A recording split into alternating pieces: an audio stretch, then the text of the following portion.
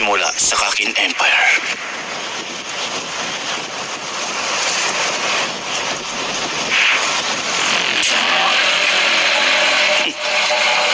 Maraming salamat.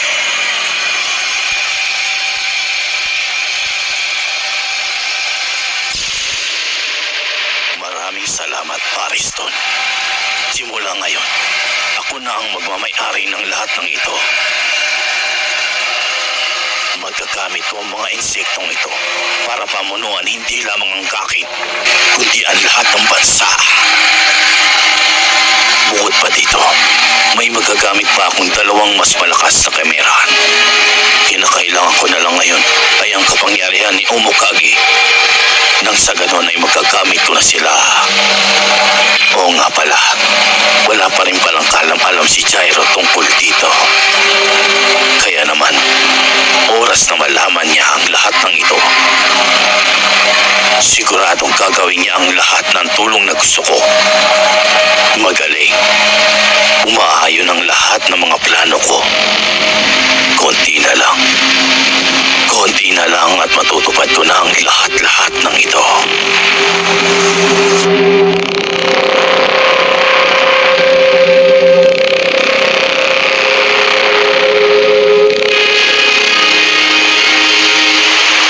Ano ka mo? Nagawa niya ang lahat ng yon? Sinasabi ko na nga ba? Hindi maganda ang mga plano nila para sa lahat. Balak pa nilang labanan ng Hunter Association. Hindi nga maganda yun. Ngayon ay nagpapagaling na si Kurapika kasama si Lilorio.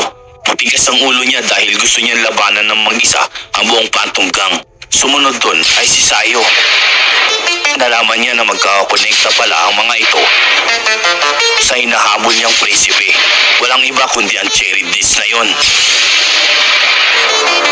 Dahil sa kagustuhan niyang mabawi ang mga pulang mata na nasa prinsipe.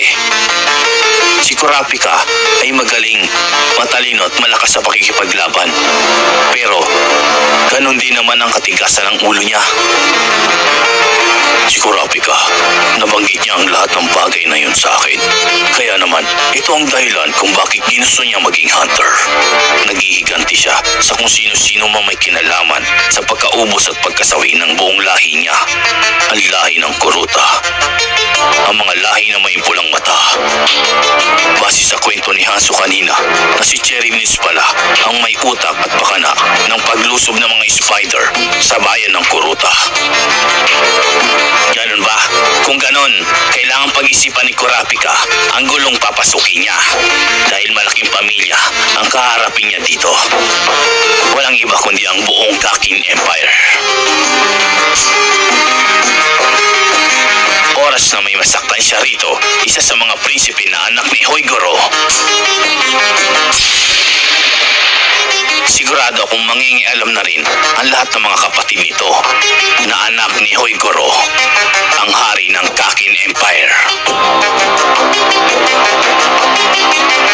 Base pa sa nalalaman ko, hindi lamang sila isang pamilya sa kaharian nila. May kakayahan rin silang gumamit ng nin. Nin na hindi basa-basa, kundi punong-puno ito ng kasamaan.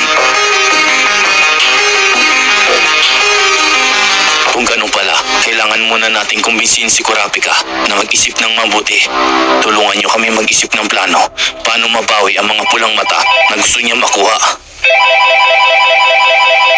Maaari mo munang sagutin ang tumatawag sa iyo, Hanzo. Salamat. Si Melody. Napatawag ka, Melody. Oo, si Hanzo ito. Kamusta kayo? Hindi maganda ang kutob ko. Wala na si Kurapika at Lilorio sa kwarto kung saan nagpapagaling si Kurapika. Sigurado akong may mga plano silang hindi na nila pinaalam sa atin.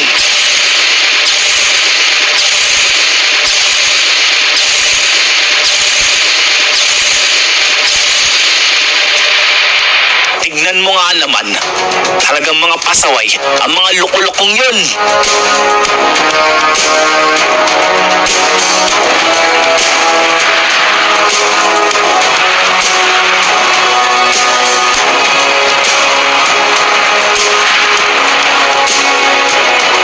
Kurapika, gusto Gusto ko lang itanong, hanggang kailan at gaano katagal tayo mananatili dito?